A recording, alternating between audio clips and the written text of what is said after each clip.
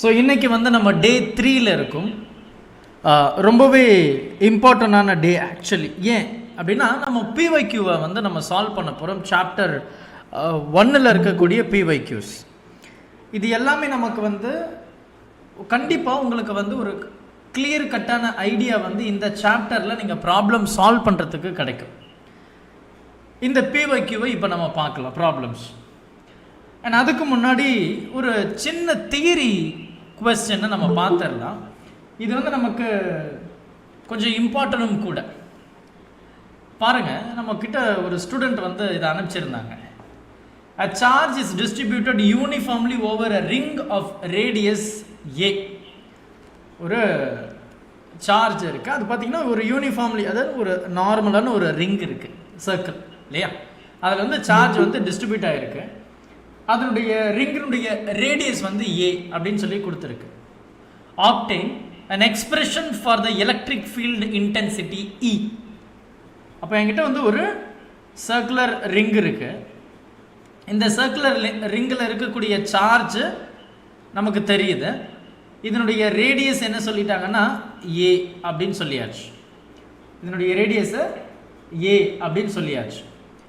அதுக்கப்புறம் பாருங்களா, obtain electric field intensity E at the point on the axis of the ring. அப்போ இந்த ரிங்குனா இதுதான் ஆக்சியல் பாயிண்ட் இல்லையா, இதுதான் ஆக்சிஸ் ஆஃப் த ரிங். அதாவது சர்க்கிளுக்கு இதுதானே ஆக்சிஸாக இருக்க முடியும், அதுதான். Hence show that for a points at large distance from the ring, அப்போ இங்கே ரிங்லேருந்து ஒரு சர்டன் டிஸ்டன்ஸ் ஆக்சிஸ் பாயிண்ட் தான், it behaves like a point charge. அப்போ நான் என்ன பண்ண போகிறேன் அப்படின்னா, இந்த ரிங் இருக்குது, இதில் சார்ஜ் ஈவனாக டிஸ்ட்ரிபியூட்டாக இருக்குது. அந்த சார்ஜை நம்ம Q அப்படின்னு எடுத்துக்கலாம். இதனுடைய ரேடியஸை ஏன்னு சொல்லியாச்சு. இந்த ரிங்கினுடைய ஆக்சிஸில் ஒரு பாயிண்ட்டை சூஸ் பண்ண போகிறீங்க. அந்த இடத்துல உங்களுடைய எலக்ட்ரிக் ஃபீல்டு இன்டென்சிட்டியை சொல்ல போகிறீங்க. இது எக்ஸாக்ட்லி பார்த்தீங்கன்னா நம்ம டைபோல் கான்செப்ட் தான். நம்ம டைபோலில் வந்து ஒரு மிட் பாயிண்டில் ஒரு பாயிண்ட்டை சூஸ் பண்ணியிருப்போம், அதாவது பைசெக்டிங் பாயிண்ட் அப்படின்னு. அந்த பைசெக்டிங் பாயிண்டில் நீங்கள் என்ன படிச்சிங்களோ அதே தான் இங்கே எழுத போகிறீங்க, ரைட். அப்போ என்ன பண்ணலாம், எனக்கு வந்து இந்த இடத்துல சார்ஜ் எல்லாமே நமக்கு இருக்குது. ஸோ என்ன ஆகுது, இந்த பாயிண்டில் ஒரு எஃபெக்ட் இருக்கும், அதே மாதிரி இந்த சைடில் இருந்து இந்த பாயிண்டில் ஒரு எஃபெக்ட் இருக்கும். நீங்கள் அங்கே என்ன படிச்சிங்களோ அதே தான், ரைட். இது நம்ம ஃபஸ்ட்டு சாப்டரில் படித்த அந்த ஈக்குவட்டோரியல் கான்செப்டும் நீங்கள் அடுத்து ஃப்யூச்சர் சாப்டரில் படிப்பீங்க. 4th சாப்டரில் பயோட் சாவர்ட்டில் யூஸ் பண்ணி ஒரு சர்க்குலர் கண்டக்டர் இருக்கும், அதாவது சர்க்குலர் காயில். அந்த சர்க்குலர் காயிலில் ஒரு சர்டன் டிஸ்டன்ஸில் நம்ம மேக்னெட்டிக் ஃபீல்டை கண்டுபிடிப்போம். அதுவும் ஈக்குவட்டோரியல் லைனும் இந்த ஆன்சரும் ஒரே கான்செப்ட் தான், வித்தியாசமே கிடையாது. அப்போ என்ன ஆகுது, இந்த பாயிண்ட் வந்து இந்த இடத்துல ஒரு ஃபோர்ஸும் இந்த இடத்துல ஒரு ஃபோர்ஸ், அதாவது எலக்ட்ரிக் ஃபீல்டு தானே. அப்போ என்ன ஆகுதுன்னா, இந்த பாயிண்டில் இந்த காம்பனண்ட் இப்படி ஒன்றும் இப்படி ஒன்று பிரிஞ்சிடும். எது இந்த காம்பனண்ட், இது அப்படியே நீங்கள் பயோட் சாவர்ட்டில் தான். அதே மாதிரி இந்த இது விஷயம் இது பார்த்தீங்கன்னா இப்படி ஒரு காம்பனண்ட்டாகவும் இந்த மாதிரி ஒரு காம்பனண்ட்டாகவும் பிரியும். இது நீங்கள் அப்படியே டைபோலில் பார்த்தீங்கன்னா எனக்கு ஒரு பாசிட்டிவ் சார்ஜ் ஒரு நெகட்டிவ் சார்ஜ் மிட் பாயிண்ட்லேருந்து ஒரு பாயிண்ட் எடுக்கிறோம், அது ஆர்னு சொன்னோம், இது ஏன்னு சொன்னோம், இது ஏன்னு சொன்னோம். இந்த பாயிண்ட் இதுக்கு மேலே ஒரு ஃபீல்டு கொடுக்கும், இந்த பாயிண்ட் இதுக்கு மேலே ஒரு ஃபீல்டு கொடுக்கும். பார்த்தீங்கன்னா அப்படியே இன்க்ளைண்ட் தான். அப்போ இப்படி ஒரு காம்பனண்ட் இப்படி ஒரு காம்பனண்ட். இது இதை பொறுத்த வரைக்கும் இப்படி ஒரு காம்பனண்ட் இப்படி ஒரு காம்பனண்ட். இது ரெண்டுத்துக்கு என்ன வித்தியாசம் இருக்குது சொல்லுங்கள்? ஒன்றுமே இல்லை, ரெண்டுமே சேம் தான். அப்போ என்ன ஆகுது, இது சைன் தீட்டா ஆப்போசிட்டை நமக்கு கேன்சல் ஆகுது. நம்ம காஸ் தீட்டாவை தான் எடுப்போம். இதுலேயும் காஸ் தீட்டாவை தான் நீங்கள் எடுத்திருப்பீங்க, பயோட் சாவர்ட்லாலையும் காஸ் தீட்டாவை தான் நீங்கள் எடுத்திருப்பீங்க. அப்போ காஸ் தீட்டா அப்படின்னு சொல்லும்போது எனக்கு இங்கே ஆங்கிள் அப்படின்னா ஆப்போசிட் இது, ஹைபாட்டெனஸ் இது இல்லையா. அப்போ இதனுடைய டிஸ்டன்ஸ் வந்து நம்ம என்ன சொல்லலாம், ஏதோ ஒரு வேல்யூ லைக் ஆர்னு எடுத்தாலும் சரி. இங்கே நீங்கள் எடுத்த மாதிரி ஆர்னு எடுத்தீங்கன்னா அப்போ இந்த ஹைபாட்டெனஸ் என்னவாக இருக்க முடியும், ஹைபாட்டெனஸ் அப்படின்றது A² R² to the power 1/2. அப்போ ஹைபாட்டெனஸ் ஸ்கொயர்னா A² R² முடிஞ்சு போச்சு, இவ்வளோதான். இது ஹைபாட்டெனஸ் ஸ்கொயரு, இது வெறும் hypotenuse. Since it is a right angle triangle, நம்ம பித்தாகரஸ் தியரமாக பயன்படுத்தியிருக்கோம், அவ்வளவுதான். நீங்கள் ஈக்குவட்டோரியல் என்ன பண்ணீங்களோ அதே தான் பண்ண போகிறோம், எந்த வித்தியாசமும் கிடையாது. அப்போ நமக்கு என்ன இருக்குது, E cos θ மட்டும்தான் இருக்குது. பொதுவாக நம்ம எலக்ட்ரிக் ஃபீல்டு அப்படின்றது என்ன சொல்லுவோம், ஃபோர்ஸ் ஆக்டிங் பர் யூனிட் சார்ஜ்னு சொல்லுவோம், இல்லைன்னா KQ/R² சொல்லுவோம், கரெக்டா? இப்போ இந்த இடத்துல நம்ம என்ன பேசிட்டோம், எனக்கு r வந்து a square plus r square which is this is your distance இல்லையா, இது hypotenuse square, நமக்கு என்ன இருக்கு cos theta ன்னு இருக்கு. அப்ப பாருங்க எனக்கு k q r square என்றது hypotenuse square which is a square r square. cos theta என்ன adjacent, adjacent என்ன எனக்கு இருக்கக்கூடியது ஒரே ஒரு adjacent side தான், அந்த ஆங்கிளுக்கு இருக்கிற adjacent என்ன இந்த r தான், because எனக்கு இதுதான் ஆங்கிள். அப்போ r upon இதுல இருக்கிற distance என்னது a square r square to the power 1/2. இதுல நீங்க வந்து பெருசா யோசிக்கிற அளவுக்கு இங்க ஒண்ணுமே கிடையாது, வெரி சிம்பிள் தான், ரைட்டா? ஸோ இதை நம்ம வந்து இந்த இடத்துல எழுதிட்டோம். இங்கே நம்ம மேஜரை பார்க்க வேண்டிய ஒரு சின்ன விஷயம் மட்டும் என்ன அப்படின்னு கேட்டிங்கன்னா, இந்த இடத்துல we are going to consider the total length of the ring. அப்போ அது என்னது circumference தானே. இப்போ நான் அதை அப்படியே இந்த இடத்துல பயன்படுத்த போகிறேன். ஸோ அதுக்கு முன்னாடி இந்த டேர்மை நம்ம சிம்பிளை பண்ணிடலாம். அப்போ k q r by a square r square to the power 3/2. இதில் நம்ம கன்ஃபியூஸ் ஆகிறதுக்கு இங்கே ஒன்றுமே கிடையாது. ஸோ இந்த இடத்துல நம்ம சிம்பிளாக you can substitute the value, or நீங்கள் அதை சப்ஸ்டியூட் பண்ணாமல் டைரெக்டாக நீங்கள் ஈக்குவட்டோரியலில் என்ன பண்ணீங்களோ அதை அப்படியே பண்ணலாம். அப்போ எனக்கு என்ன தெரியுது, இது ஈன்னு தெரியுது, இது காஸ் தீட்டான்னு தெரியுது, அதை அப்படியே நான் இங்கே எழுதியிருக்கேன், எந்த சேஞ்சஸுமே நான் இங்கே பண்ணலை, எதுவுமே பண்ணலை, நான் அப்படியே டிட்டோ அப்படியே சேம் தான். அப்போ what is the final value, suppose என்னுடைய ஆர் வந்து கிரேட்டர் தென் ஏ அப்படின்னு எடுத்தால் இந்த ஏவை நீங்கள் நெக்லெக்ட் பண்ணிடுவீங்க. ஸோ உங்களுக்கு எப்படி வரும் பாருங்களேன், K Q R upon A தான் எனக்கு போயிடுச்சுல்ல, ஏன்னா ஏவுடைய டிஸ்டன்ஸ் வந்து ரொம்ப ஸ்மால், ஏன்னா நீங்கள் பைசெக்டிங்லேயும் நீங்கள் அதுதான் எடுத்திருப்பீங்க, என்னுடைய ஆர் தான் வந்து கிரேட்டர், அங்கே என்ன சொல்லியிருப்பீங்க அதையும் அந்த இடத்துல நீங்கள் ஆர் தான் எடுத்திருப்பீங்க. அப்போ ஆர் கிரேட்டர் சொல்லும்போது எனக்கு இங்கே ஸ்கொயரும் போயிடும், யூ ஹாவ் யுவர் கியூப், ரைட்டா? உங்களுக்கு வந்து அந்த இடத்துல கியூப் அப்படின்றது வந்து இருக்கும். இப்போது இந்த இடத்துல இந்த டேர்மை நான் சொல்லிட்டேன், இங்கே இருக்கிற ஒரு ஆரும் இங்கே இருக்கிற ஒரு ஆரும் நம்ம கேன்சல் பண்ணிட்டோம் அப்படின்னா எனக்கு வரக்கூடிய ரிசல்டன்ட் பாருங்களேன், கே கியூ ஆர் ஸ்கொயர், இதுதான் என்னுடைய ஃபைனல் வேல்யூ. அவ்வளோதான். நீங்கள் பெருசாக இந்த இடத்துல யோசிக்கிற அளவுக்குலாம் இங்கே ஒன்றுமே கிடையாது. Hope so you can understand this what I'm trying to say அப்படின்னு, ரைட்? இது ரொம்ப முக்கியமான ஒரு 3 மார்க், ஓகேவா? ஸோ இதை கொஞ்சம் பார்த்துக்கோங்க. இதுவுமே நமக்கு வந்து சிபிஎஸ்இ போர்ட் பேப்பர்ஸில் இது கேட்டிருக்காங்க. ஸோ கொஞ்சம் இம்பார்ட்டன்ட் தான், இதை நீங்கள் கொஞ்சம் கவனமாக பார்த்துட்டிங்கன்னா உங்களுக்கு போதும்.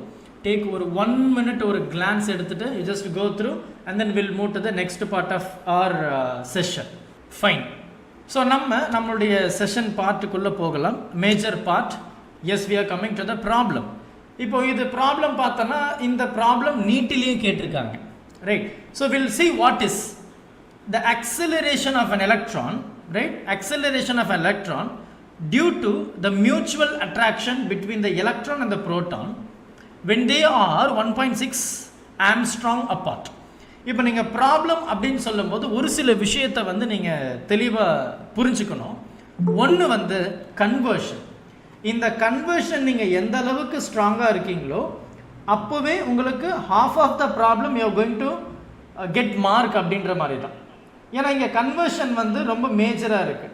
அதில் கொஞ்சம் ரிப்பீட்டடான கன்வர்ஷன்ஸ் எல்லாம் நம்ம பார்த்தோன்னா ஒரு சென்டிமீட்டர், அதுக்கப்புறம் மில்லிமீட்டர், அதுக்கப்புறம் மைக்ரோமீட்டர், நேனோமீட்டர், இதெல்லாம் நம்ம ஃப்ரீக்வெண்ட்டாக பார்ப்போம். அதுக்கப்புறம் ஆம்ஸ்ட்ராங்கு, அதுக்கப்புறம் பார்த்தோன்னா நமக்கு வந்து ஃபெம்டோமீட்டர் அப்படின்னு சொல்லுவோம், இல்லை ஃபெர்மி மீட்டர் அப்படின்னு கூட நம்ம வந்து சொல்லிக்கலாம்.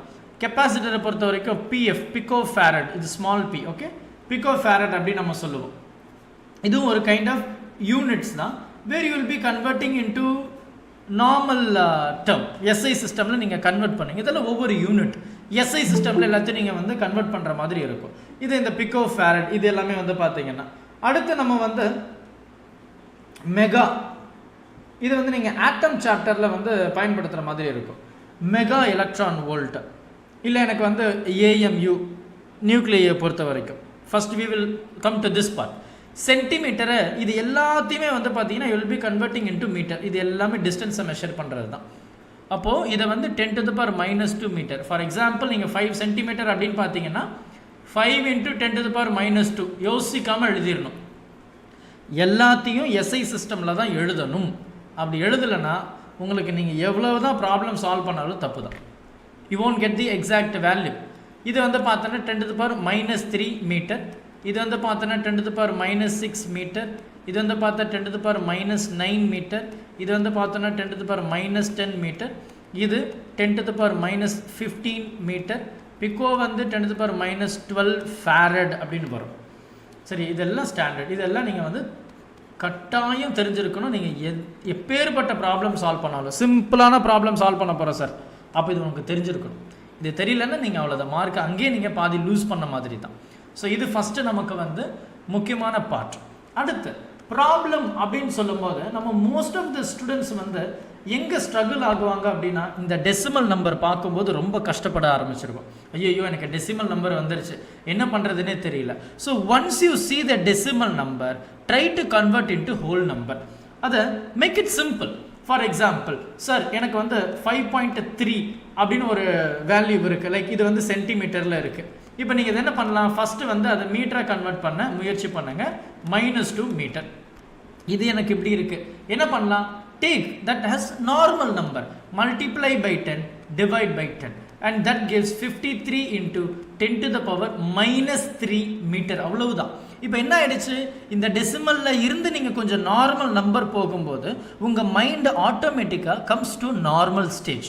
இது பார்க்கறதுக்கு சின்னதாக இருக்கும், ஆனால் நீங்கள் பெரிய பெரிய ப்ராப்ளம் சால்வ் பண்ணும்போது இந்த மாதிரி விஷயங்கள் உங்களுக்கு ரொம்ப ஹெல்ப்ஃபுல்லாக இருக்கும். ஃபார் எக்ஸாம்பிள், எனக்கு வந்து 0.0056 இப்படின்னு இருக்குது சார், இது மீட்டர் ஸ்கொயர்னு இருக்குது, இது எஸ்ஐ தான், இது ஏரியா.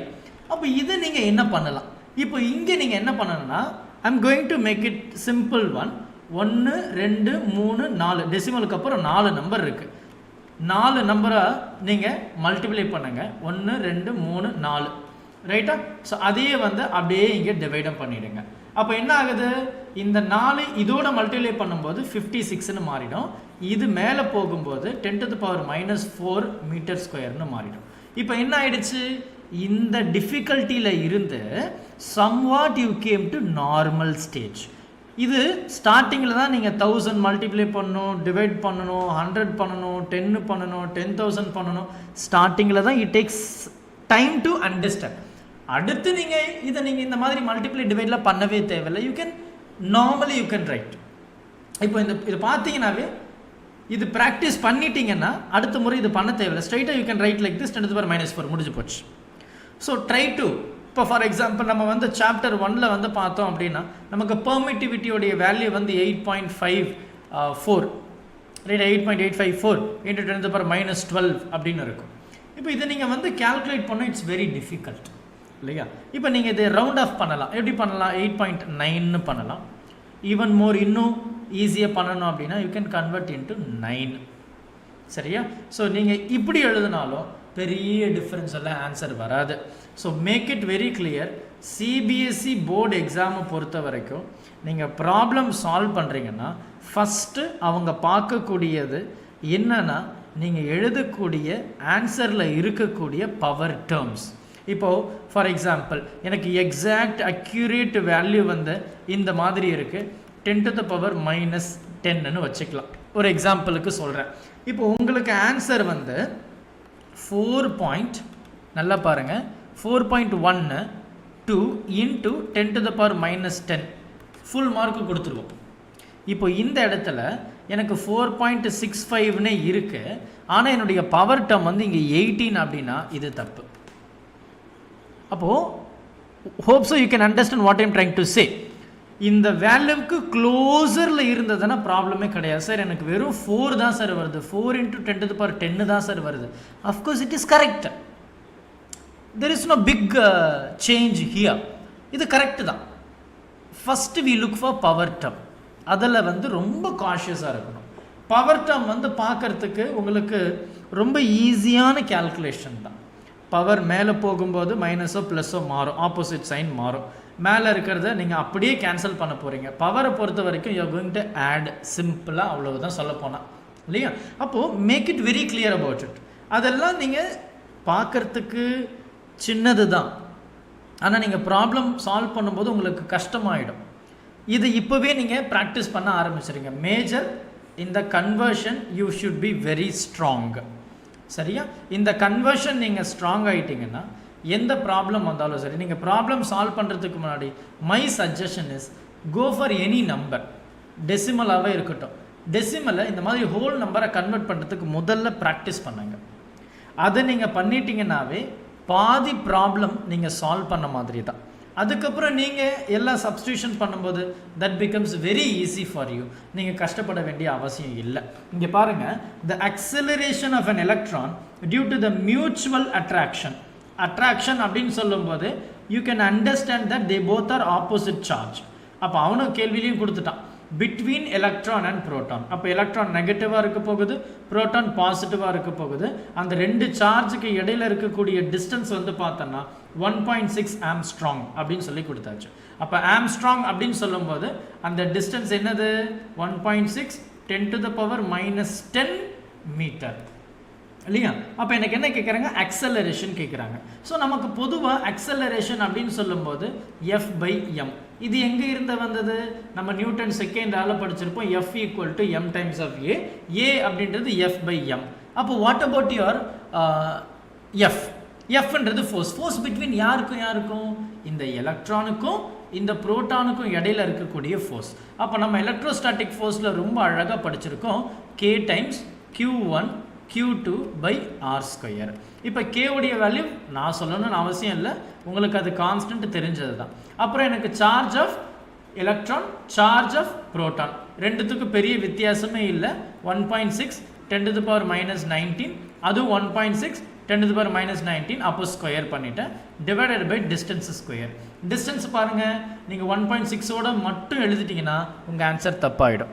அப்போ செக் ஃபார் த யூனிட். அவன் என்ன யூனிட் கொடுத்துருக்கான் அப்படின்றத முதல்ல பார்க்கணும். யூனிட் இந்த யூனிட்டா? Okay, convert into SI. அப்போ 1.6 10⁻⁻10. இது மட்டும் விட்டுறக்கூடாது, நல்லா பார்க்கணும். இங்கே ஸ்கொயர் இருக்கு, அப்போ இங்கேயும் ஸ்கொயர் எழுத போகிறீங்க. இப்போ பாருங்களேன், இதுவும் 1.6 ஸ்கொயரில் இருக்குது, இதுவும் 1.6 ஸ்கொயரில் தான் இருக்குது. அப்போ இதுவும் அப்படியே கேன்சல் பண்ணலாம். அப்போ எனக்கு இங்கே இருக்குது 10⁻⁻19 ஸ்கொயர் பண்ணால் -38ன்னு இருக்கும். கீழே வந்து பார்த்தீங்கன்னா -20ன்னு இருக்கும். இப்போ இந்த -20 மேலே போகும்போது என்ன ஆகிடும்? எனக்கு வந்து +20 மாறிடும். அப்போ +20 மாறிடுச்சு. அப்போ -38 + 20 gives -18. கரெக்டா? -18 வந்து உங்களுக்கு கிடச்சது, அவ்வளவுதான். அப்போ 10⁻, எனக்கு இங்கே -18 அப்படின்றது நீங்கள் விச் மீன் 1 × 10⁻−18 எழுதிட்டீங்க. அப்போது இந்த இடத்துல இந்த 9 இந்த ஒரு டேர்ம் இருக்குது பாருங்கள். அப்போ 9 × 10⁻9, இந்த மொத்த டேர்மை நம்ம என்ன சொல்லிட்டோம்? 1.6 ஸ்கொயரில் இருக்கிறனால கேன்சல் ஆகிடுச்சு. இங்கே டிவிஷனில் -20 இருக்குது, மேலே -38 இருக்குது. மேலே போகும்போது இந்த -20 +20 மாறிடும். அப்போ -18 மட்டும் இருக்குது. இப்போ நீங்களே இதை பாருங்கள், என்ன பண்ணலாம்? எனக்கு இது வந்து 9, இது -18, இதை ஆட் பண்ண என்ன வரும்? 10⁻−9, அவ்வளவுதான். அப்போ இதுதான் உங்களுடைய ஃபோர்ஸாக இருக்குது. அப்போ 9 × 10⁻−9 டிவைடட் பை மாஸ். இப்போது நீங்கள் வந்து யோசிக்கணும், எதோட மாஸ்ன்னு கேட்கணும். இப்போ நீங்கள் கேள்வியை பார்க்கணும். பாருங்கள், the acceleration of the electron. நீங்கள் புரோட்டானை சப்ஸ்டியூட் பண்ணிடக்கூடாது, கேள்வியை பார்க்கணும். Acceleration of the electron. அப்போ எலக்ட்ரானுடைய அக்சலரேஷன் தான் கேட்குறாங்க. அப்போ 9.1 10⁻−31 kg. இப்போ பாருங்கள், இது 9 இருக்குது, இது 9.1 இருக்குது. என்ன சார் பண்ணட்டும்? ஒன்றுமே இல்லை, இந்த 9ஐயும் கேன்சல் பண்ணுங்கள், ரவுண்ட் ஆஃப் பண்ணுங்கள். they both are same, there is no change in value. அப்போ இந்த -31 மேலே போகும்போது இங்கே -9 இருக்குது, இது +31 இருக்குது. ஆட் பண்ணுங்கள், you get the resultant value. So அதுதான் உங்களுடைய அக்சலரேஷனாக இந்த இடத்துல இருக்க போகுது. ரைட்? ரொம்ப சிம்பிள் தான். ஒன்ஸ் இந்த சாப்டர் விச் மீன் இந்த ப்ராப்ளம்ஸ் முடிஞ்சதோ I will share the PPT along with the theory 1. you can go through afterwards. இப்போ நம்ம ரெண்டாவது ப்ராப்ளமுக்கு போகலாம். செகண்ட் ப்ராப்ளம் பாருங்கள். 2 point charges A and B. ரெண்டு சார்ஜ் இருக்குது. அதில் ஒன்று வந்து பார்த்தீங்கன்னா +Q ஆகும், இன்னொன்று வந்து -Q ஆகும் இருக்குது. ரெண்டு சார்ஜ்டு, ரைட்? ஒன்று A, இன்னொன்று B. இதுடைய சார்ஜ் +Q, இதுடைய சார்ஜ் -Q அப்படின்னு சொல்லி கொடுத்துருக்கு. are placed at a certain distance. கேள்வி நல்லா கவனிங்க. When you spend more time to read the question, half of the time will reduce to solve the problem. சரியா? அதை நல்லா கவனிச்சுக்கோ. நீ கேள்விக்கு எந்த அளவுக்கு டைம் ஸ்பெண்ட் பண்ணுறியோ அதை சால்வ் பண்ணுறதுக்கான டைம் அப்படியே குறைஞ்சிடும். Because you will understand the question, you will write whatever the need. சரியா? அப்போது are placed at a distance apart and force acting between them is F. இப்போ இந்த ரெண்டு சார்ஜுக்கு இடையில் இருக்கக்கூடிய ஃபோர்ஸ் என்ன சொல்லிட்டாங்கன்னா எஃப் அப்படின்னு சொல்லிட்டாங்க. இப்போ அடுத்த கேள்வியை பாரு. If 25% of the charge of A is transferred to B. அப்போ 25% என்ன ஆகுது? இந்த Qல ஆட் ஆகுது. கரெக்டா? இதில் என்ன ஆகுது? அந்த 25% குறைஞ்சி போகுது. அப்போ இதில் மிச்சம் என்ன இருக்கும்? 75% of Q இருக்கும். இதில் 25% ப்ளஸ் இந்த சார்ஜுடைய வேல்யூ இருக்கும். இது மைனஸ் Q, அதை நம்ம கடைசியில் எழுதிக்கலாம். ரைட்டா? அப்போது இந்த இடத்துல இந்த ரெண்டு சார்ஜுக்கு என்ன ஃபோர்ஸ் இருக்கும்?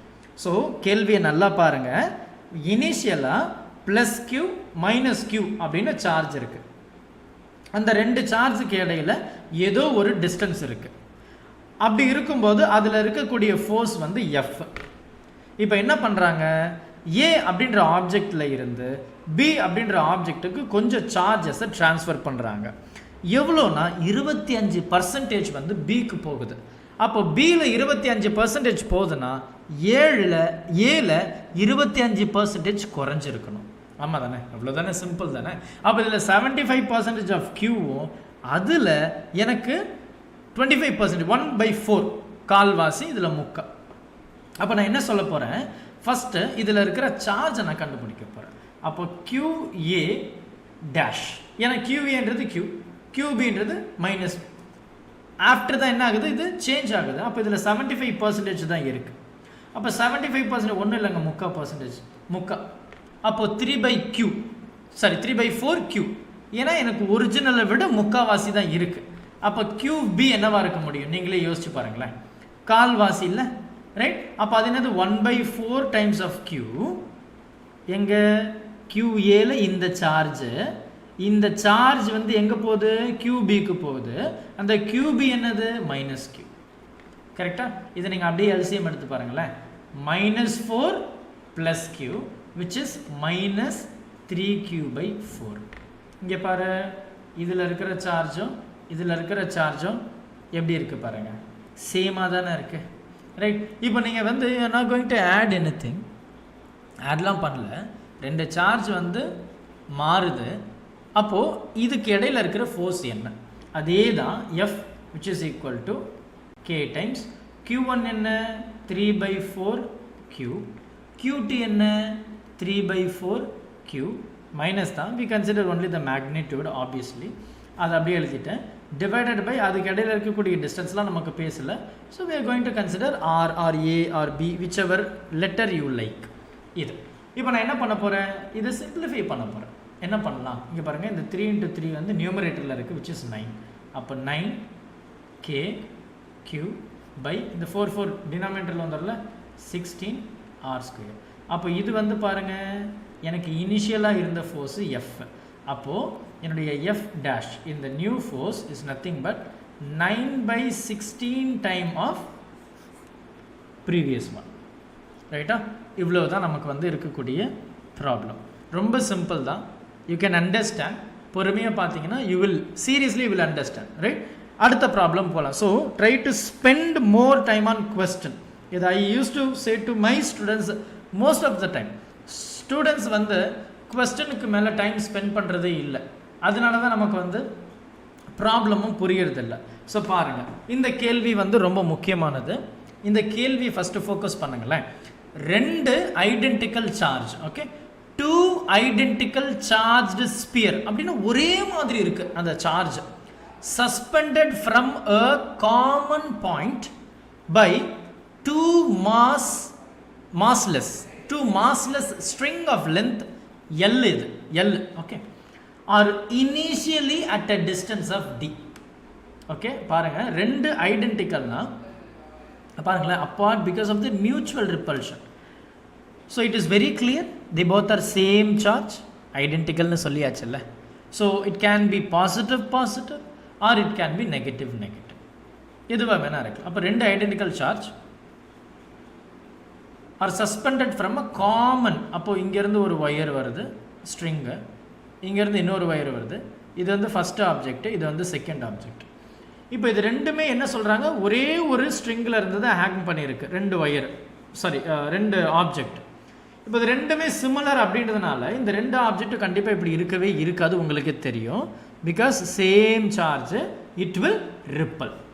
அப்போது இப்படி இப்படி, அப்போ இது வந்து ஃபஸ்ட்டு ஆப்ஜெக்ட், இது வந்து செகண்ட் ஆப்ஜெக்ட். ஏன் இப்படி போகுது, ஏன்னா identical like charges ripple each other. அப்போ இது இப்படி இப்படி மூவ் ஆகும், இது இப்படி மூவ் ஆகும், அதனால தான் இந்த பக்கம் மூவ் ஆகிடுச்சு. இப்போ இந்த இடத்துல பார்த்தீங்கன்னா இது length of the string L அப்படின்னு சொல்லியாச்சு. ஆப்வியஸ்லி இதுவும் எல்லாக தான் இருக்க போகுது. Are initially at a distance of D. அப்போ டி வந்து லெஸ் தென் எல். இங்கே பாருங்கள், இதுதான் டி, ரைட். இந்த டி வந்து எப்படி இருக்கான், லெஸ் தென் எல்லாக இருக்குது. எல்லை விட அந்த டி வந்து ரொம்ப லெஸ்ஸாக இருக்குது. அப்போ லென்த்து தான் வந்து பெருசு அப்படின்றத இங்கே சொல்கிறாங்க.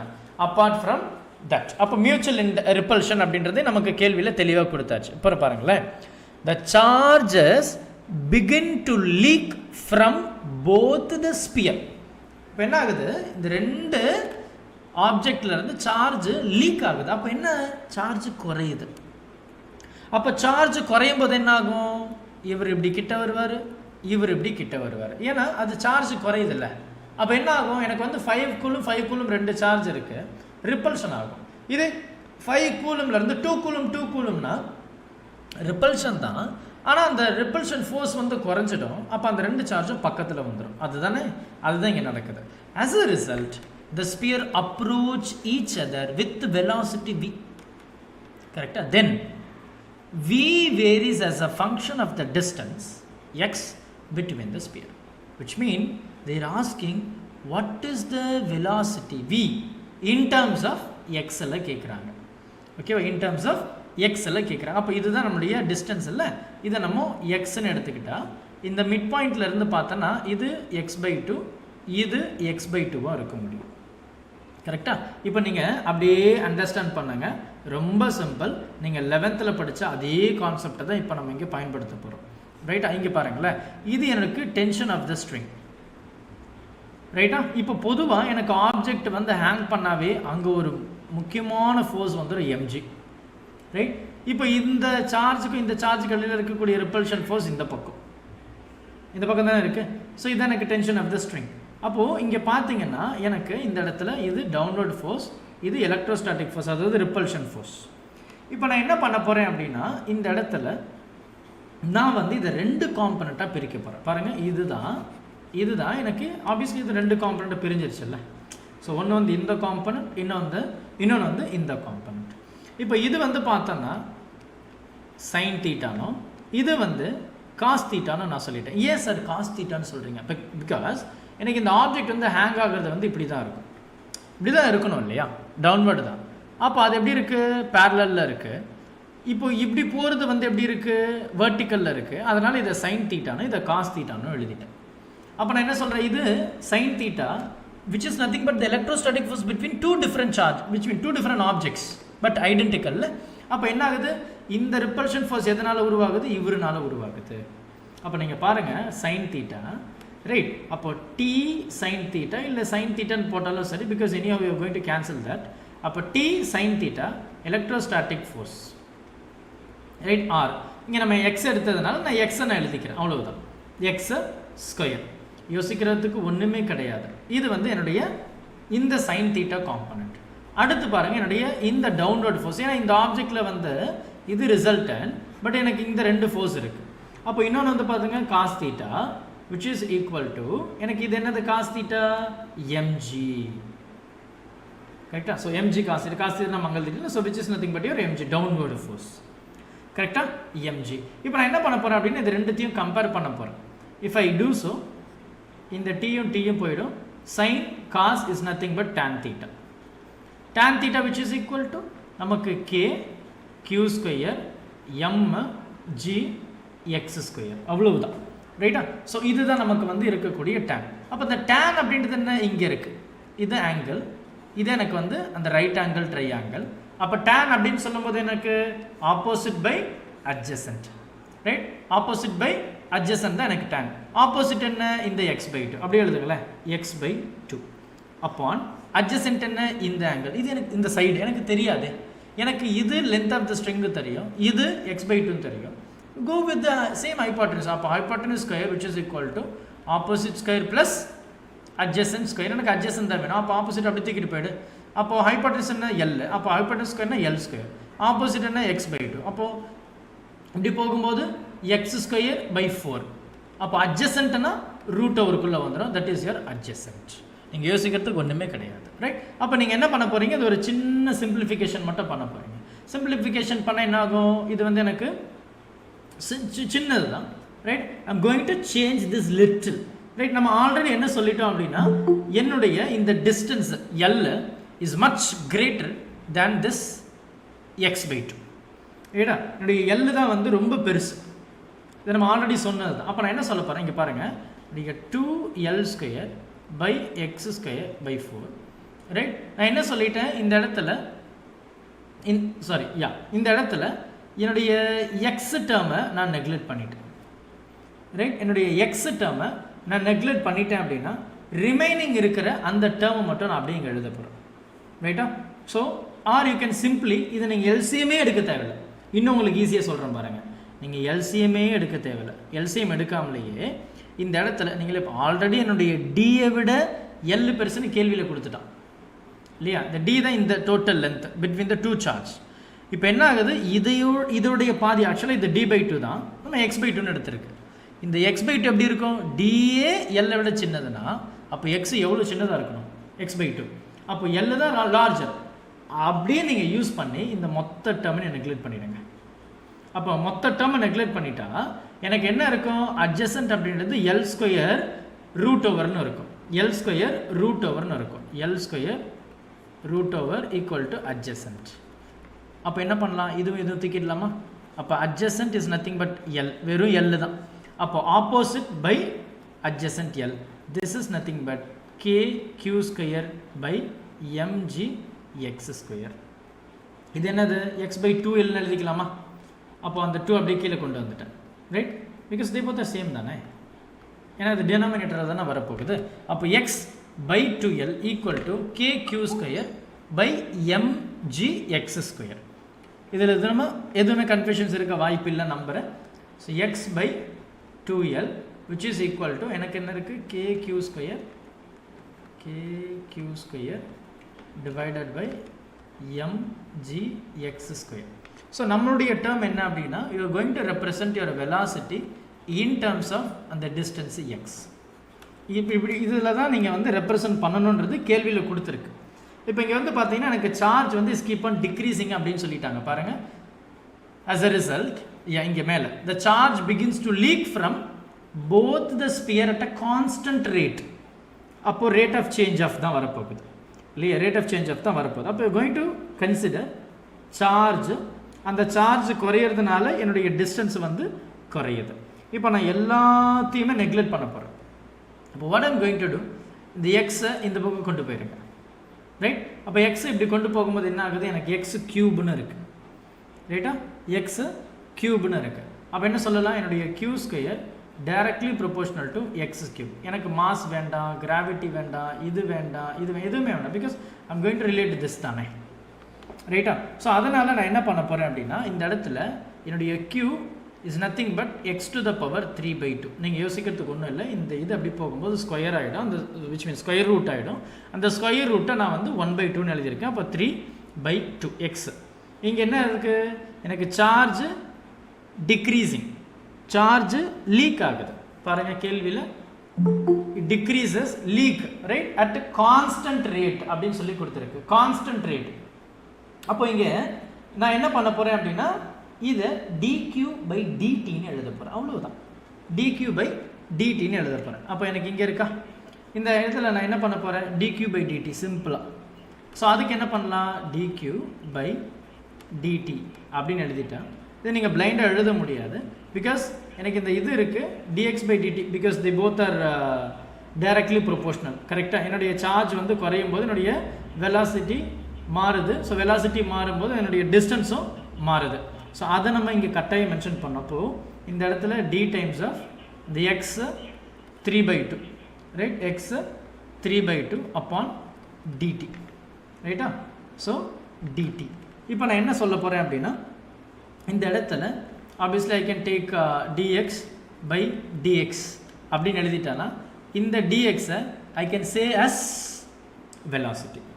Correct? If I multiply and divide by dx on both the side, okay, in the side மட்டும், right, up and down, numerator denominator. I am not going to confuse, I am going to rewrite this again. நல்லா பாருங்க, எனக்கு இது இருக்கு.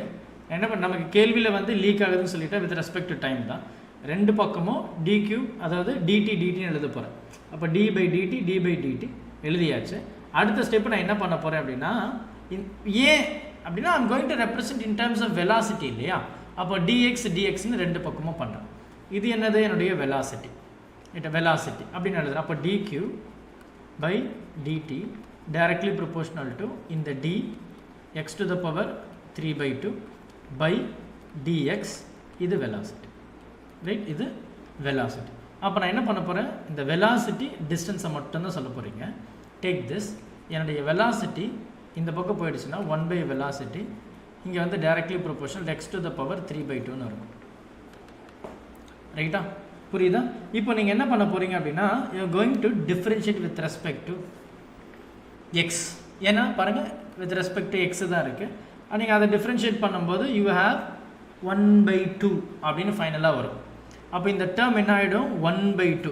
ஏன்னா differentiate பண்ணும்போது எனக்கு power வந்து டிக்ரீஸ் ஆகும். அப்போ 3/2 1/2 ரைட். ஸோ 3/2 என்ன ஆகுது 1/2ன்னு மாறுது. அப்போ 3/2 - 1ன்னு வரும் இல்லையா. அப்போ 2 1/2.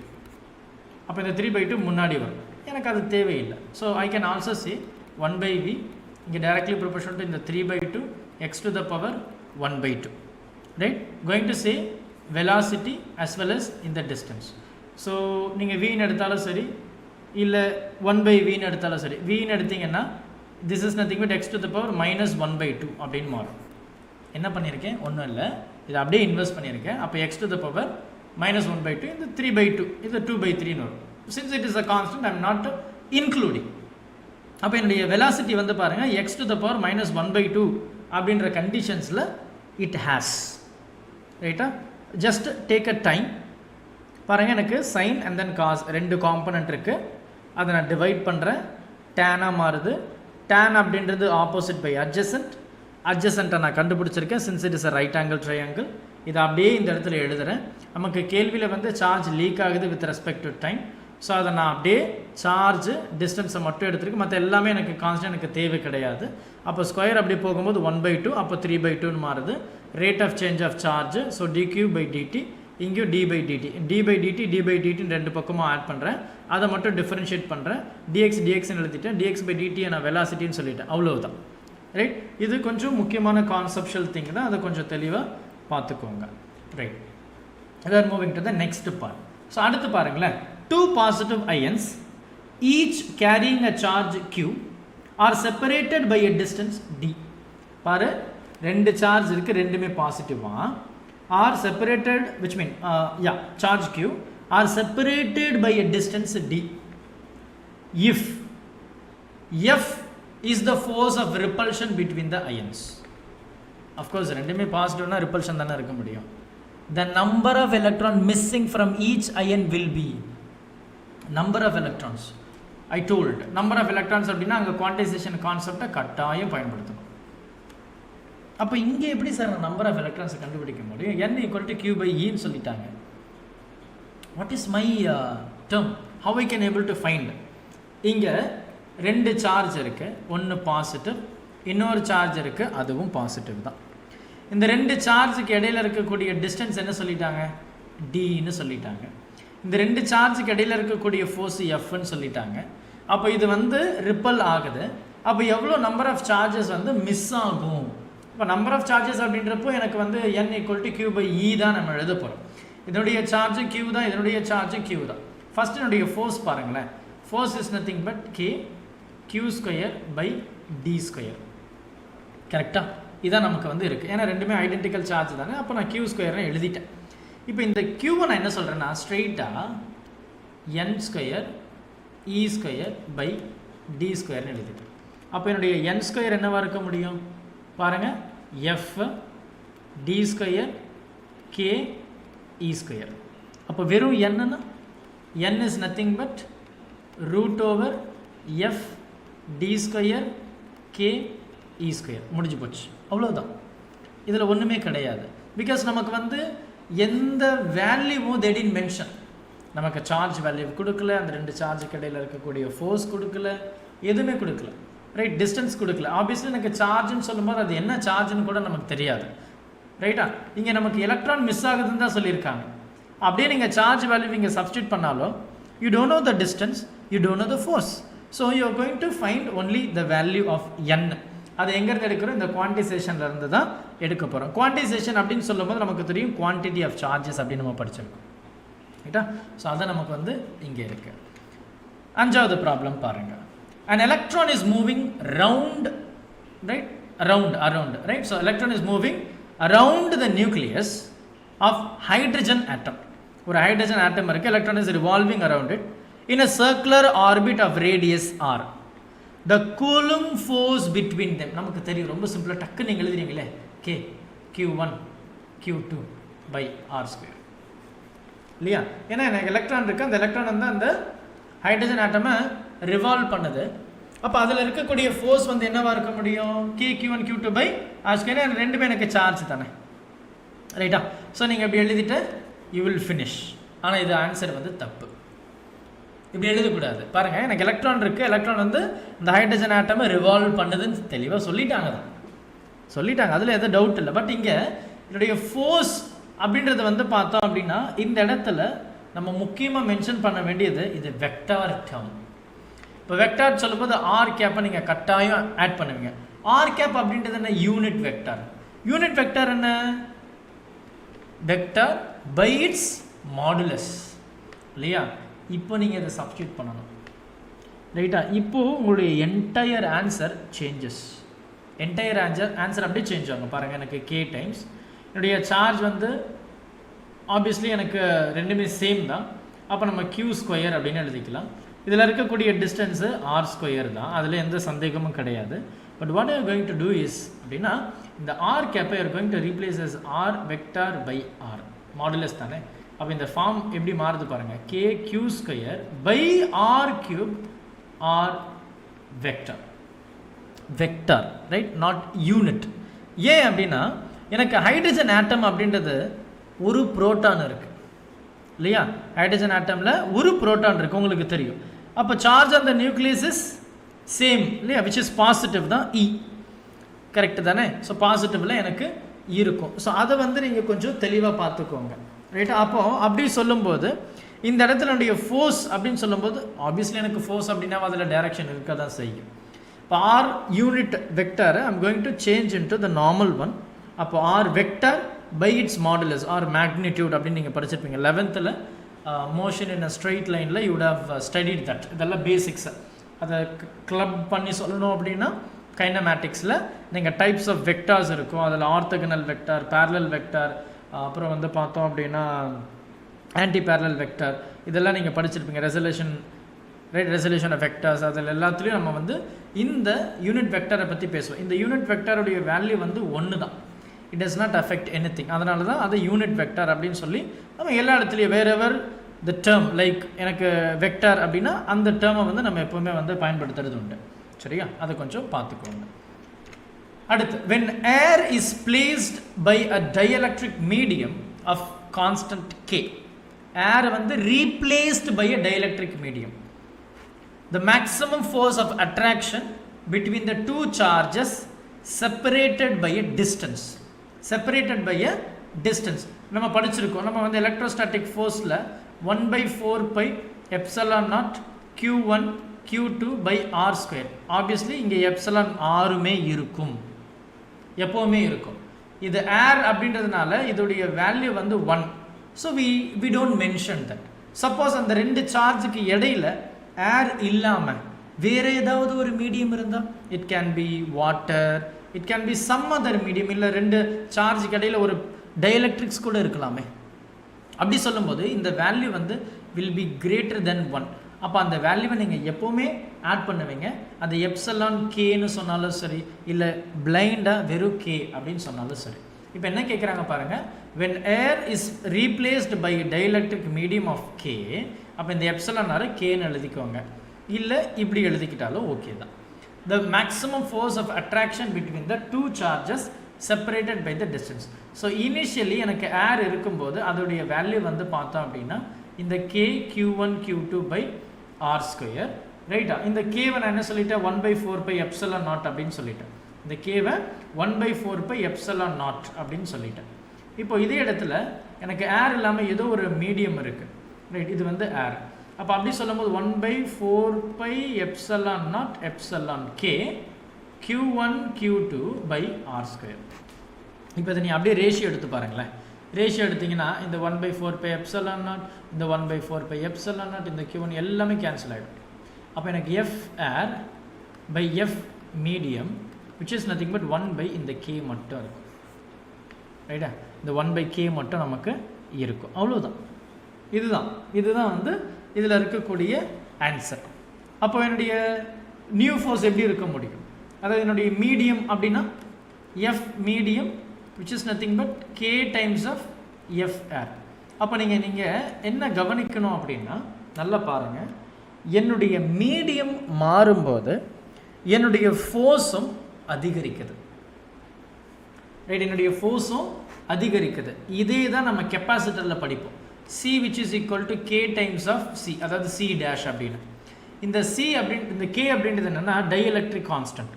ஸோ எனக்கு டைஎலக்ட்ரிக் கான்ஸ்டன்ட் இன்க்ரீஸ் ஆகும்போது என்னுடைய கெப்பாசிட்டன்ஸுடைய வேல்யூவும் இன்க்ரீஸ் ஆகும். இது ரொம்ப முக்கியமான ஈக்குவேஷன். அதே தான் எனக்கு இந்த இடத்துல ஃபோர்ஸ்லேயும் நம்ம பார்க்குறோம், ரைட்டா. என்னுடைய ஃபோர்ஸும் எப்படி இருக்குது பாருங்கள், என்னுடைய டைஎலக்ட்ரிக் இன்க்ரீஸ் ஆகும்போது என்னுடைய ஃபோர்ஸ் ஆஃப் அட்ராக்ஷனோ இல்லை என்னுடைய ஃபோர்ஸ் ஆஃப் ரிப்பல்ஷனோ அதிகமாகுது அப்படின்றத நீங்கள் இங்கே கவனிச்சுக்கணும். அப்படியே ஞாபகம் வச்சுக்கோங்க, you can relate with your capacitor. ஏன்னா கெப்பாசிட்டரில் என்னுடைய டைஎலக்ட்ரிக் இன்சர்ட் பண்ணும்போது என்னுடைய கெப்பாசிட்டன்ஸும் அதுக்கேற்ற மாதிரியே இன்க்ரீஸ் ஆகிட்டே போகும். ஏன்னா it is a product of K, இல்லையா. அதை வந்து கொஞ்சம் கவனமாக பார்த்துக்கணும்.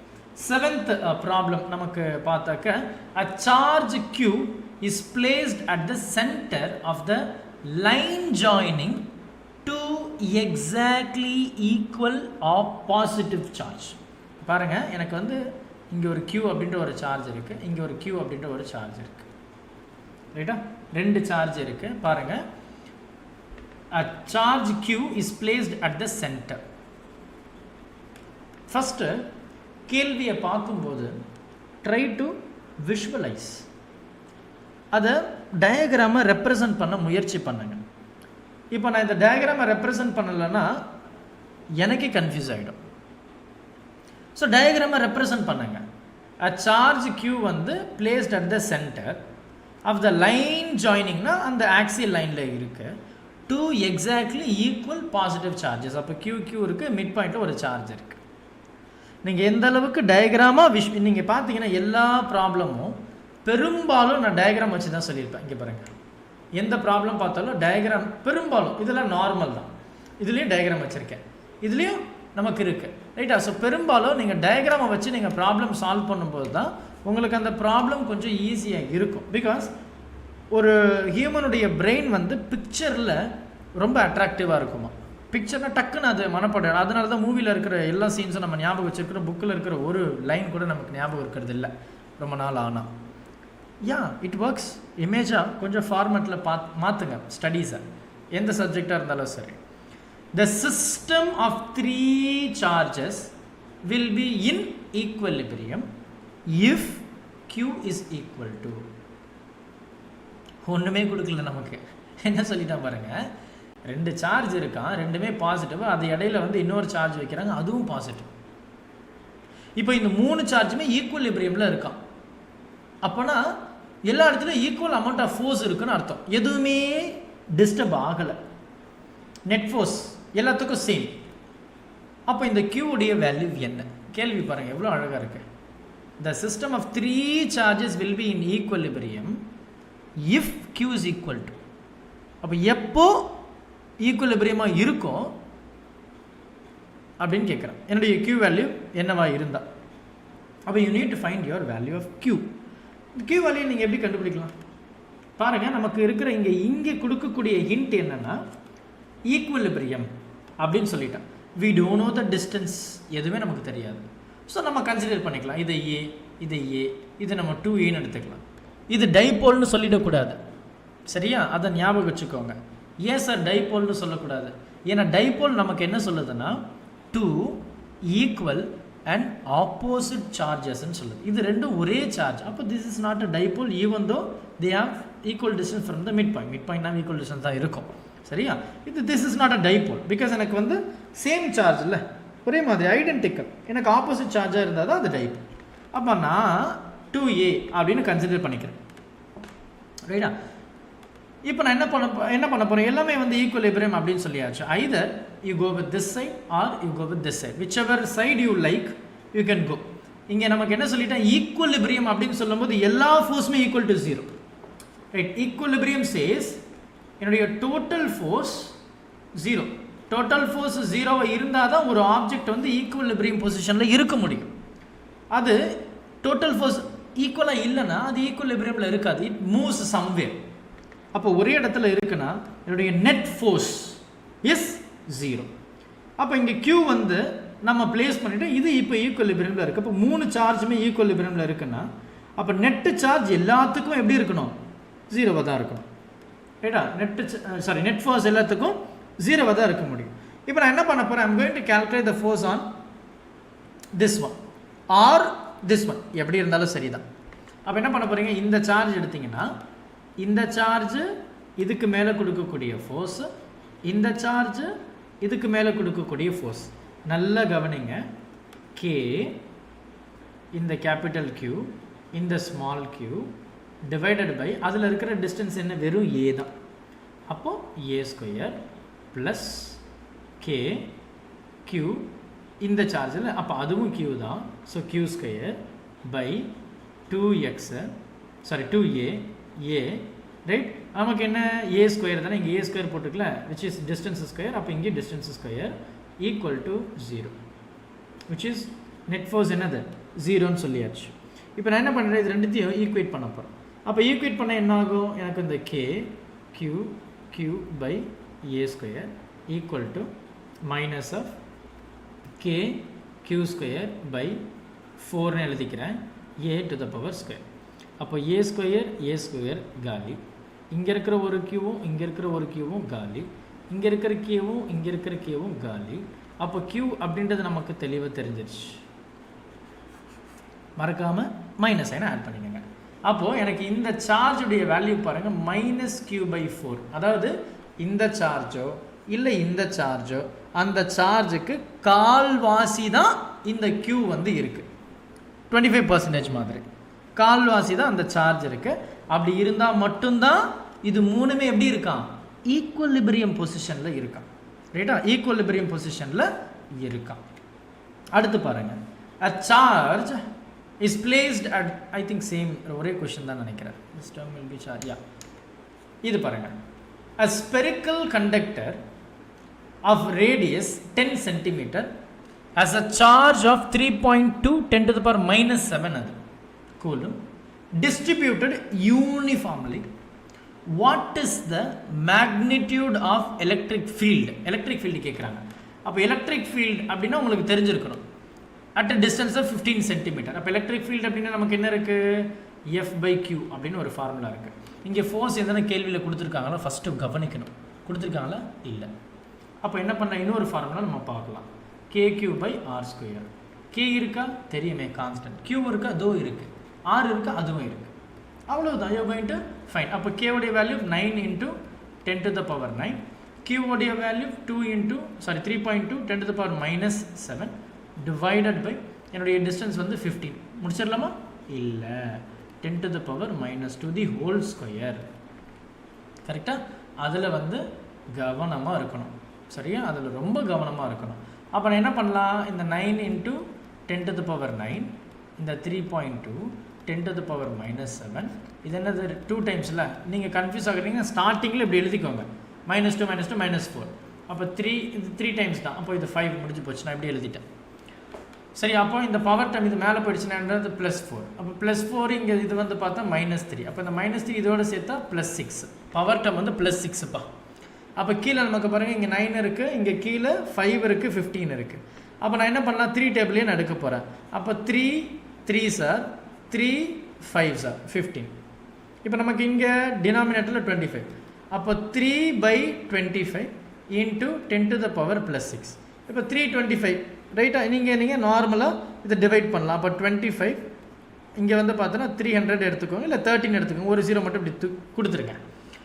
ஒரு 0 மட்டும் கொடுத்துட்டிங்கன்னா என்ன ஆகிடுது, 10 to the power 5னு மாறிடுது இல்லை, 10 to the power 5னு மாறிடுச்சு. அப்போ இது 30. இப்போ பாருங்கள் 1 டைம் 25. அப்போ பாயிண்ட் வச்சா 5. அப்போ 0னா சாரி இங்கே 0னா இது 2 டைம். 1.2 முடிஞ்சு போச்சு இல்லையா. 1.2. This is how we have to solve the problem. சரியா. 1.2 ஏன்னா 25 2 டைம்ஸ் 50 இல்லை, அவ்வளோதான். இப்போ 1.2 10 to the power 5. அப்போ be very clear about the power term. நீங்கள் பவர் டேர்ம் எந்த அளவுக்கு கிளாரிட்டியோடு எழுதுறீங்களோ அவ்வளோ உங்களுக்கு மார்க் வந்து ஈஸியாக கிடைக்கும். சரியா. அடுத்த ப்ராப்ளம் பாருங்கள். an electron falls from rest through a vertical distance of h.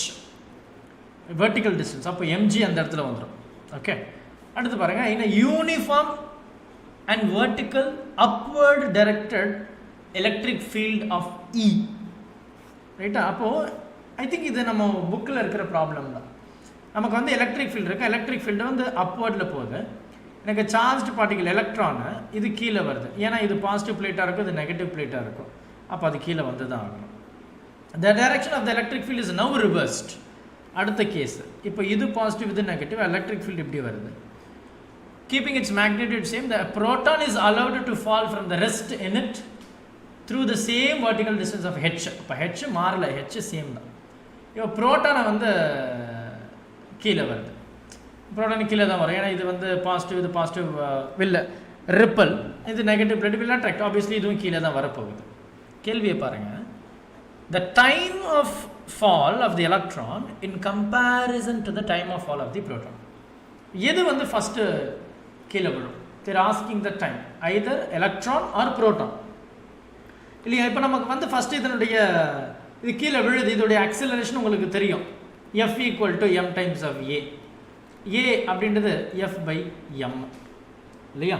அப்போது இந்த இடத்துல நம்ம சின்ன சின்ன டேர்ம், எனக்கு எலக்ட்ரிக் ஃபீல்ட் அண்ட் சார்ஜ் அப்படின்னு சொல்லும்போது QE/m சிம்பிள் ரைட். பிகாஸ் நமக்கு வந்து இந்த இடத்துல Q1 Q2/r² நீங்கள் யூஸ் பண்ண முடியாது இல்லையா. You cannot do that because எனக்கு வந்து அதுதான் இங்கே முக்கியமான அண்டர்ஸ்டாண்டிங். இப்போ இந்த இடத்துல நீங்கள் வந்து Q1 Q2/r² எழுதலாமா? ஏன்னா ஹெச் கொடுத்துருக்காங்க சார், டிஸ்டன்ஸ் இருக்கே சார். Q ஓகே, இன்னொரு Q எங்கே? இங்கே தான் நீங்கள் யோசிக்கணும். அப்போ எனக்கு இங்கே என்ன கொடுத்துருக்கு, எலக்ட்ரிக் ஃபீல்டுன்னு கொடுத்துருக்கு. அப்போ எலக்ட்ரிக் ஃபீல்டு ஒரு சார்ஜ் பார்ட்டிகல் என்ன பண்ணணும், நிறைய தடவை பார்த்தோம், அக்சலரேட் பண்ணோம். அப்போ அக்சலேஷன் பண்ணியாச்சு. அப்போ அந்த அக்சலேஷன் தான் QE/m. அப்போ எனக்கு அக்சலேஷன் தெரிஞ்சிருச்சு. என்ன கேட்குறாங்க, டைம் கேட்குறாங்க. அப்போது டைம் நமக்கு டிஸ்டன்ஸ் இருக்குது. அப்போ டிஸ்டன்ஸ் வச்சு நமக்கு கைனமேட்டிக்கில் ஒரே ஒரு ஈக்குவேஷன் தான் இதுதான், distance and then time, displacement and time அப்படின்னு சொல்லி கொடுத்துருப்பாங்க இந்த ரிலேஷன். இப்போ நான் என்ன பண்ண போகிறேன், இந்த டிஸ்டன்ஸ்ன்றது ஹெச். இனிஷியல் என்ன ஆகுது, ஆப்வியஸ்லி இனிஷியலாக அந்த எலக்ட்ரானும் சரி ப்ரோட்டானும் சரி 0ல் தான் இருக்க முடியும். அதனுடைய அக்சலரேஷன் 1/2 a/t².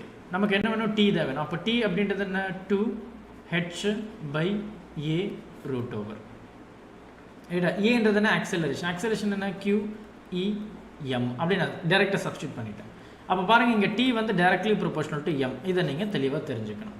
அப்போ நமக்கு வந்து mass of the proton and mass of the எலக்ட்ரான்னு இருக்குது. எலக்ட்ரானுடைய மாஸ் அதிகமாக, புரோட்டானுடைய மாஸ் அதிகமாக அப்படின்னு பார்த்தா புரோட்டானுடைய மாஸ் தான் ரொம்ப அதிகம். எலக்ட்ரான் வந்து 1000 டைம்ஸ் ஸ்மாலர். அதனால் நம்ம எலக்ட்ரானுடைய மாஸ் ரொம்ப குறைவுன்றதுனால அதனுடைய டைம் டேக்கன் வந்து ரொம்ப கம்மியாக இருக்கும். ஏன்னா டைம் வந்து டைரக்ட்லி ப்ரொபோஷனல் டு மாஸ். அப்போ மாஸ் ஆஃப் த புரோட்டான் தான் ஹையர் அப்படின்றதுனால when compared to mass of the electron, the time taken for proton is greater than mass of the electron, which is the time of the electron. சரியா? So இதுதான் வந்து நம்ம தெளிவாக பார்த்துக்க வேண்டிய விஷயம். நல்லா கவனிச்சுக்கோங்க. அடுத்து 11th ப்ராப்ளமாக நம்ம போகலாம். 11th பாருங்களேன். an electric dipole is placed at an angle of 30 degree with an electric field கொடுத்துருக்கு, ரைட்டா? ஸோ நமக்கு என்ன சொல்கிறாங்க, எனக்கு வந்து இந்த இடத்துல an electric dipole, ரைட்டா? ஸோ an electric dipole அப்படின்னு சொல்லும்போது உங்களுக்கு வந்து இந்த இடத்துல தெளிவாக தெரிஞ்சிருக்கணும், எனக்கு 2 equal and opposite charges dipole இல்லையா?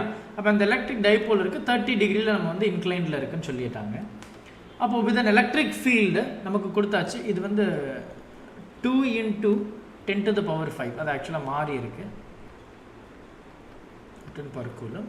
It experiences a torque. அப்போது the charge on the dipole is what if the distance is 2 cm. அப்போ 2 × 10⁻²m. இதில் வந்து காஷியஸாக இருக்கணும். அப்போ நமக்கு என்ன கேட்குறாங்க அப்படின்னா, நமக்கு வந்து சார்ஜுடைய வேல்யூ தான் கேட்குறாங்க. நம்ம டைபோல் அப்படின்னு சொல்லும்போது 2AQ அப்படின்னு எழுதுவோம். இங்கே டார்க் எக்ஸ்பீரியன்ஸ் ஆகுது. அப்போ டார்க் அப்படின்றது என்ன, PE sin θ. பிகாஸ் எனக்கு 90 டிகிரியில் தான் எனக்கு மேக்ஸிமம் இருக்கும்.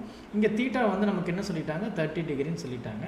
Pன்றது டைபோல் மூமெண்ட் 2AQ இல்லையா, 2AQ.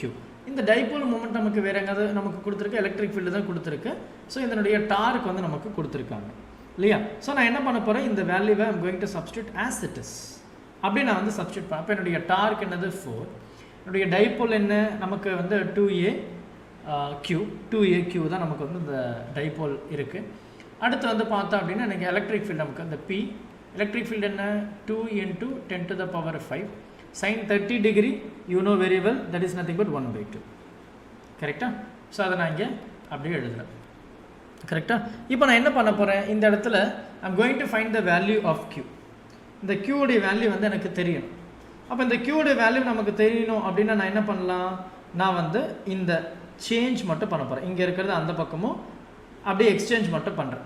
அப்போ எக்ஸ்சேஞ்ச் பண்ணுறேன். அதுக்கு முன்னாடி நம்ம இது எதுனா கேன்சல் பண்ண முடியுமா அப்படின்னு நம்ம பார்த்துக்கலாம். கேன்சல் பண்ணலாமே, இங்கே இருக்கிற ஒரு 2வும் இங்கே இருக்கிற ஒரு 2வும் வந்து நம்ம கேன்சல் பண்ணிட்டா என்னுடைய P அப்படின்றது என்ன 2AQ which is equal to இந்த 5 அப்படி போயிடுச்சுன்னா டிவிஷனில் இருக்கும், மேலே போயிடுச்சுன்னா 4 × 10⁻⁵ இருக்கும். என்னுடைய Q வேல்யூ வேணும் 2A அப்படின்றது என்னது, இப்போ நீங்கள் நிறைய ஸ்டூடெண்ட்ஸ் பண்ணக்கூடிய மிஸ்டேக்ஸை இப்போ நான் சொல்ல போகிறேன்.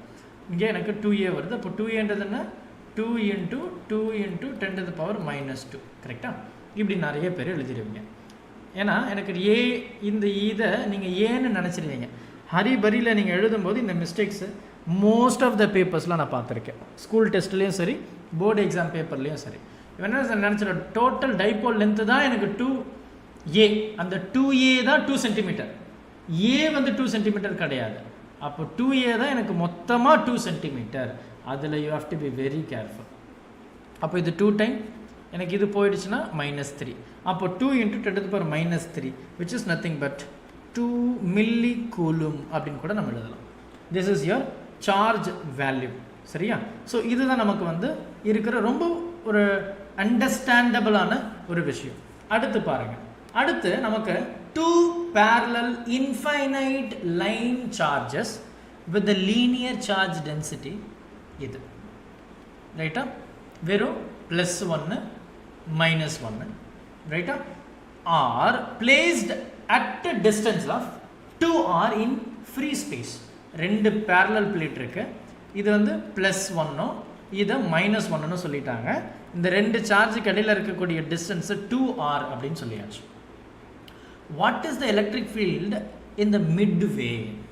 நமக்கு தெரியும் electric field for parallel plate வந்து நம்ம λ/2πr∈0 அப்படின்னு நீங்கள் படிச்சிருக்கீங்க, ரைட்? இது ரொம்ப முக்கியமான ஒரு பார்ட்டு, காஸ்லாவில் இருக்கக்கூடிய மேஜரான ஒரு அப்ளிகேஷன் தான் இது. ஸோ இது நம்ம வந்து தெளிவாக படிச்சிருக்கோம். இப்போ நமக்கு என்ன சொன்னாங்க, அந்த சார்ஜ் லீனியர் சார்ஜ் டென்சிட்டி தான் நமக்கு வந்து 1, அப்புறம் வந்து -1 +1 சொல்லியாச்சு. அப்போ 1/2πr∈0 இது ப்ளஸுக்கும் மைனஸ்க்கு -1 2πr∈0 எழுதுகிறேன், சரியா? ஸோ இந்த இடத்துல நீங்கள் பார்த்தீங்க அப்படின்னா I'm going to consider the mid பாயிண்ட்டில் நான் மிட் பாயிண்ட்டில் ஐம் கோயிங் டு கன்சிடர். இப்போ இந்த மிட் பாயிண்ட் அப்படின்னு சொல்லும்போது இது பாசிட்டிவ், அப்போ என்ன ஆகும், இப்படி ரிப்பல் ஆகும். ஏன்னா இந்த பாயிண்ட்டை நம்ம பாசிட்டிவ்னு தான் எடுத்துப்போம். இது பாசிட்டிவ் ரிப்பல் ஆகும். இது நெகட்டிவ், இது பாசிட்டிவ், அப்போ இது என்ன ஆகும், அட்ராக்ட் ஆகும். அப்போ மிட் பாயிண்ட்டை பொறுத்த வரைக்கும் பாருங்களேன், என்னோட எலக்ட்ரிக் ஃபீல்டு என்ன ஆகுது, ஆட் ஆகுது. So we consider the magnitude, right. அப்போ மேக்னிடியூட் கன்சிடர் பண்ணும்போது நான் என்ன பண்ண போகிறேன், 1/2πr epsilon naught plus 1/2πr epsilon naught. இப்போ நான் என்ன சொல்லலாம், இந்த 2 டைம்ஸ் அப்படின்னு எழுதலாம். 2 டைம்ஸ் மேலே அப்படியே 2 ஆகும். அப்போ 2 கேன்சல் ஆகிடுச்சுன்னா எனக்கு 1 divided by πr epsilon naught will be your final value, ரைட்டா. இதுதான் என்னுடைய ஃபைனல் வேல்யூவை நம்ம இங்கே எடுக்க போகிறோம், அவ்வளோதான். ஸோ எனக்கு வந்து 2 திங் இருக்குது, எனக்கு ரெண்டுமே சேம் டைரக்ஷன் தானே, எனக்கு ரெண்டுமே சேம் டைரக்ஷன் அப்படின்றதுனால I'm going to add the total 1. Suppose எனக்கு ஆப்போசிட்டில் இருந்தாலும் எனக்கு கேன்சல் ஆகிடும். we know very well that எனக்கு 2 டிஃப்ரெண்ட் சார்ஜ்டு பிளேட் இருந்ததுன்னா in between the parallel plate தான் எனக்கு வந்து எலக்ட்ரிக் ஃபீல்டு இருக்கும். சப்போஸ் எனக்கு சேம் சார்ஜ் நெகட்டிவ் பாசிட்டிவ்னா நோட் பண்ணி வச்சுக்கோங்க, inside your electric field will be 0. இந்த இடத்துல எலக்ட்ரிக் ஃபீல்டு இருக்கும், இந்த இடத்துல எலக்ட்ரிக் ஃபீல்டு இருக்கும். ஐ ரிப்பீட், எனக்கு இந்த இடத்துல ஒன்று பாசிட்டிவ் பிளேட் இன்னொன்று நெகட்டிவ் பிளேட் அப்படின்றதுனால இன் பிட்வீன் த பிளேட் தான் எனக்கு எலக்ட்ரிக் ஃபீல்டு இருக்கும். அது நம்ம ஆல்ரெடி பார்த்தது, λ/2πr எப்சிலான் நாட். ஓகே, இப்போது அது ரெண்டுமே பாசிட்டிவ் பிளேட்டு இல்லை ரெண்டுமே நெகட்டிவ் பிளேட் அப்படின்னா எனக்கு எலக்ட்ரிக் ஃபீல்டு இன்சைடு 0, ஞாபகம் வச்சுக்கோங்க. இன்சைட் த பிளேட் 0, லெஃப்ட் சைட்லேயும் ரைட் ஹேண்ட் சைட்லேயும் எனக்கு எலக்ட்ரிக் ஃபீல்டு வந்து எப்பவுமே இருக்கும், சரியா. அதை கொஞ்சம் மைண்டில் ஃபிக்ஸ் பண்ணிக்கோங்க, கன்ஃபியூஸ் பண்ணிக்க வேண்டாம், ரைட்டா. ஏன்னா நிறைய பேர் வந்து எனக்கு வந்து அதுலேயுமே என்ன பண்ணிடுவீங்கன்னா, இன்சைடு தான் எனக்கு எலக்ட்ரிக் ஃபீல்டு வந்து இருக்கும், லெஃப்ட் ரைட்லேயே வந்து 0ன்னு சொல்லிடுவீங்க. இல்லை, that's completely wrong. So keep in mind. Thank you so much for joining the session. Thank you.